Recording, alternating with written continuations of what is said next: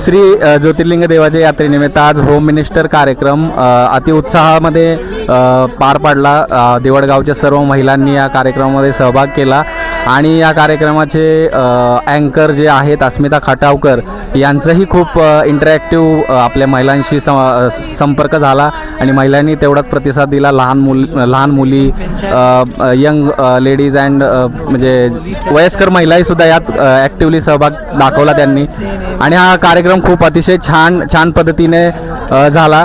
कार्यक्रम चालू असताना एक खटावकर मॅडमनी एक आपली समाज प्रबोधनाचा एक मेसेज दिला, कुटुंब कसं टिकवलं पाहिजे ही आज खूप काळाची गरज आहे आणि आज आपण बघतोय की समाज कुठल्या दिशेने चाललाय। या कार्यक्रमानिमित्त आणि या देवडगावच्या यात्रे कमिटीने जे हा कार्यक्रम ठेवला त्या कार्यक्रमानिमित्त कुटुंब कसं एकत्र राहिलं पाहिजे यावर जे समाज प्रबोधन झालं ते खूप आणि खूप गरजेचं होतं आणि ते महिला आणि पुरुष या कार्यक्रमाचे सगळे जे ऑडियन्स होता त्यांच्या समोर झालं आणि ते लोकांपर्यंत पोहोचलं हे खूप आणि खूप गरजेचं होतं। त्याबद्दल त्यांचे खूप खूप आभार। नमस्कार।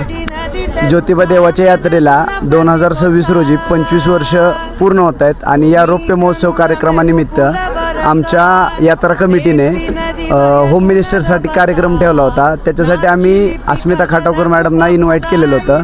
त्यांनी कार्यक्रमाला अशी रंगत आणली, गावातील कमीत कमी 500 ते 600 महिला या कार्यक्रमासाठी हजर होत्या व गावातील सर्व महिलांनी, ग्रामस्थांनी व पाहुणे मंडळींनी या कार्यक्रमाचा पूर्णपणे लाभ घेतला। ज्योतिबाच्या नावानं चांगलं।